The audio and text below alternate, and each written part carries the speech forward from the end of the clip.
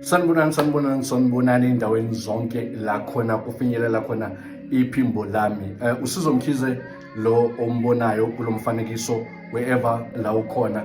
If you've never got to meet this face or this voice, ngibingelele kuyisonto ekseni. I hope uvuke kahle, all right, and uNkulunkulu usagcinile, usakuvikelile on this beautiful blessed Sunday. Ngicela ungiboleke indlebe ungivumele ngikhulume nawe kafishane on this beautiful Sunday. Ngifuna ke before ngikhulume nawe ngihlephule nje lento encane ngifisa ukuyihlephula nawe on this Sunday. Ngifisa ukuthi ungamangazwa ulomjive ngugqokile nalomculo uzwa ukhala on the background. This message that I'm bringing to you is not for abazalwane or amakholwa kuphela, but it is for everyone. Ngifuna ukukhuluma nabantu abathathu namhlanje kafishane bese ngithi a blessed Sunday to you. Ngifuna ukukhuluma nomuntu othanda ukuthandaza, number one. Ngifuna ukukhuluma nomuntu othanda ulwazi, and ngifuna ukukhuluma nomuntu onezitha namhlanje bese ngikuvalelisa wena wesilo. Uma ufunda iBhayibheli, lithi iBhayibheli, before ngifike lapho ake ngiqale ngithi into kumuntu ongazi ukuthi yini umsebenzi wayo nokuthi isetshenziswa kanjani, iyingozi leyo nto, kulula ukuthi lowo muntu athi ayisebenzi ngoba akazi ukuthi isetshenziswelani nokuthi isetshenziswa kanjani. Lithi iBhayibheli, abantu bami bayabhubha ngenxa yokuswela ulwazi. Abantu bami bayabhubha ngenxa yokuswela ulwazi. But ngifuna ukufika ke namhlanje olwazini ngithi kuwe wena wesilo kuyisonto, ngifuna ukufika ngithi kuwe another problem, another ukuswela ulwazi lokuthi uzokwenzani ngolwazi. La ekubhubheni kwabantu elwazini kubhubha abantu ababili. Number one, kubhubha umuntu ongenalo ulwazi at all. Owesibili obhubhayo umuntu onolwazi kodwa ongazi ukuthi uzokwenzani ngalolu lwazi analo bese eyabhubha. So in other words, having ulwazi it is not enough, but kubalulekile ukuthi wazi ukuthi kungani nalolu lwazi onalo and uzolwenzani lolu lwazi onalo. Bese ngiyagijima ngiye lapha emkhulekweni. Bantu abaningi they came into a conclusion yokuthi umkhuleko awusebenzi. Umkhuleko number one, ngifuna ukusho lento ukuthi umkhuleko unamandla, and umkhuleko uyasebenza, and umkhuleko uyaphilisa, and umkhuleko ushintsha izinto nezimo. Kodwa abantu abaningi bathi umkhuleko awusebenzi ngoba abaqondi ukuthi umkhuleko usetshenziswelani, number one. Number two, abaqondi umkhuleko ukuthi usetshenziswa ukwenzani and usetshenziswelani. Ingakho umkhuleko ugcina uba yinto engathi ayisebenzi kubona. Kubalulekile ukuhlakanipha. Ulwazi kumuntu ongahlakaniphile luyingozi, and ulwazi kumuntu ongahlakaniphile alwenzi lutho, and amandla ala uzubonakala.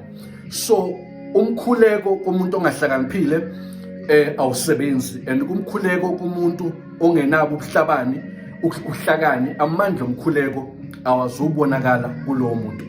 So ngithini kuwena? Ngifuna ukuthi kuwena kubalulekile ukuthi ekukhulekeni kwakho wenze sure ukuthi usebenzisa ubuhlakani. Uyamcela uNkulunkulu ukuthi akuphe ubuhlakani as you go to God and pray. Kubalulekile ukuthi ube nobuhlakani ekukhulekeni kwakho ukuze uzokwazi ukuthi ukhulekele umkhuleko wakho ube correct, and umkhuleko wakho ube accurate, and umkhuleko wakho bese uyaphelela. Abantu abaningi bathi umkhuleko awusebenzi ngoba umkhuleko wabo it's not clear, it's not accurate, and awuphelele, awukho clear. Kunento yesilungu ethi you cannot pray for rain and then don't expect mud. So if ukhulekela imvula kumele ukhulekele nodaka ukuthi mase lifika udaka ukwazi ukuthi uzolimela kanjani udaka, and nokuthi uzokwazi ukuthi umelane kanjani nesimo sodaka, because imvula ayizi yodwa, izwa nezinto ethizeni. Uma uthenga umnyango kumele uthenge umnyango, kumele uthenge ama hinges, kumele uthenge ilock, kumele uthenge ihandle and nama screws. So if uthenga ihandle ama-screws ungawathenganga uzowubopha ngani lowo mnyango, ngoba ihandle lidinga ini ama-screws ukuze inamathele ibopheke emnyangweni. Ngifuna-ke ukufika lana-ke kule nto yomkhuleko bese ngiyihlanganisa nento yokuhlakanipha neyezitha. Ngifuna ukuthi kuwena kunabantu that have been praying for izitha or uNkulunkulu ukuthi ambule izitha kubona. uNkulunkulu esezambulile leso zitha kubona. Now because they don't have the wisdom yokukhulekela ukwambula kwezitha, bakhuleke bagcina ekutheni uNkulunkulu ambule izitha zami kumina, bagcina lapha. But now you need to understand ukuthi mase zambuliwe izitha zakho wena zambulelani, and mase zambuliwe kuzokwenzakalani.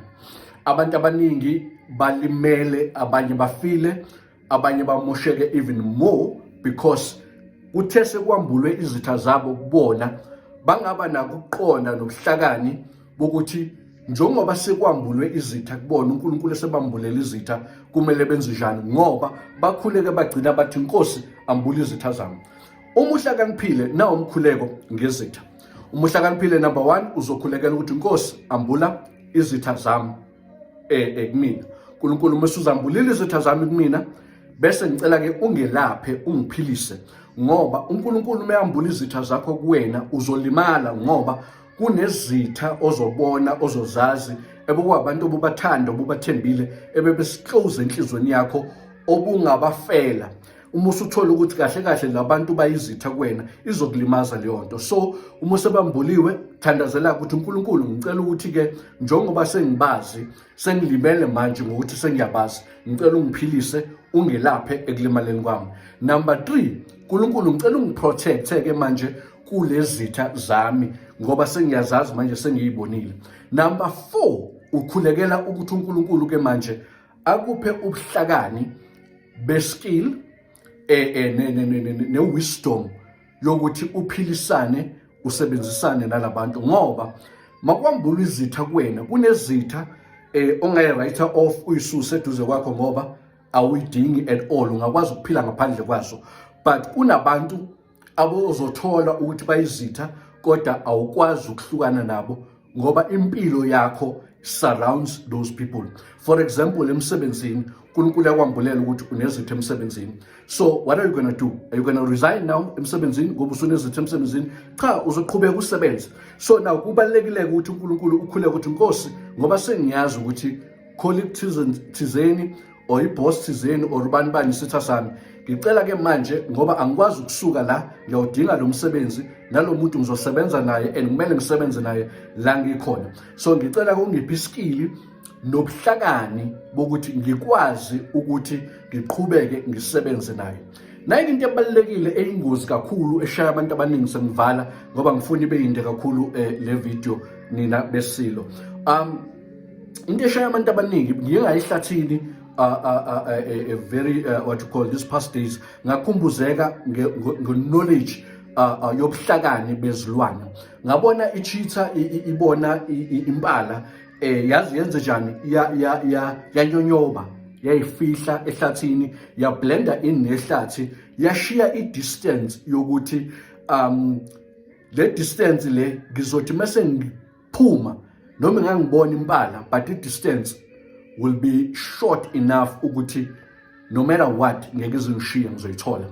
So nakubuhlangano obubalekile okumele ukukhulekele ezweni ezitheni ukuthi uNkulunkulu akuphe ubuhlakani neskill ukuthi ukwazi ukuthi ngoba izitha mazivezwa kuwena azivezelwa ukuthi wena uziveze kuzo, kodwa zivezelwa wena ukuthi zivezwe kuwe uzazi bese uyazivikela wena uqaphele uziqaphele kuzo.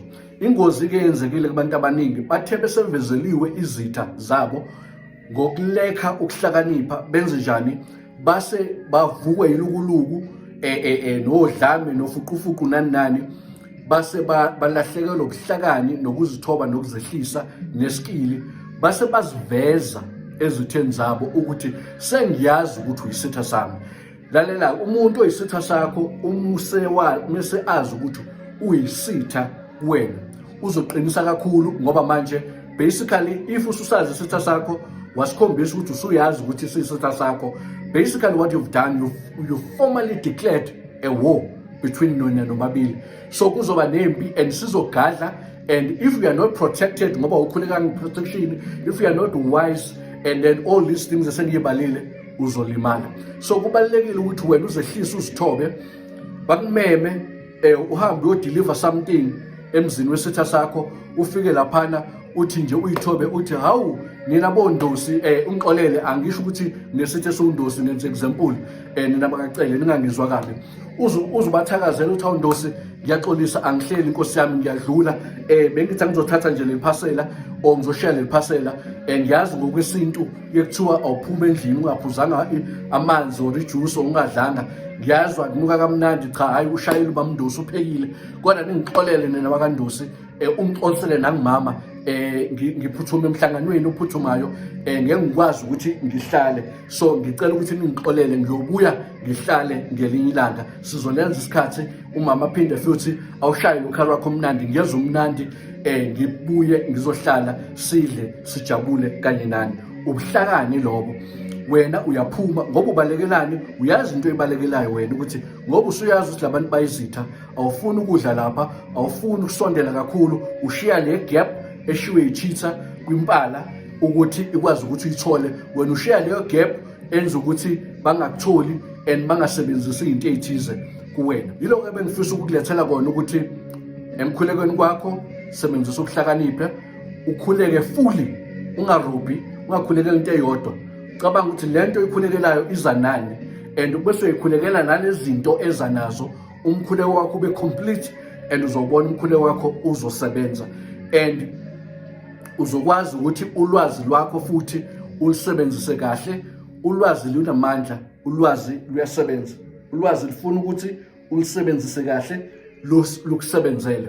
So kubalekile ukuthi ulwazi wazi ukuthi olwani, unikeze ulwazi for ini, ulisebenzise ngendlela lizokusebenzela, usizakale, uphumelele kukona konke. Khuleka ube nolwazi, unqobe izitha, ubhasobhe izitha. May uSimakade wezulu akugcine, akusibekele, akuvikele, akwenze kahle. May you have a blessed, beautiful Sunday and a blessed, beautiful week ahead. Go there, pray, pray, pray. Ube nobuhlakani, qaphela izitha, usebenzise ulwazi lwakho, usebenzise correct. USimakade wezulu akugcine, akubusise, akuvikele, kudede ubumnyama kuvele ukukhanya. Always remember that I love you. Ngiyancanyisa ngigcwele ngawe all the time. Peace, salute. I'm out. Cheers, Bafethu.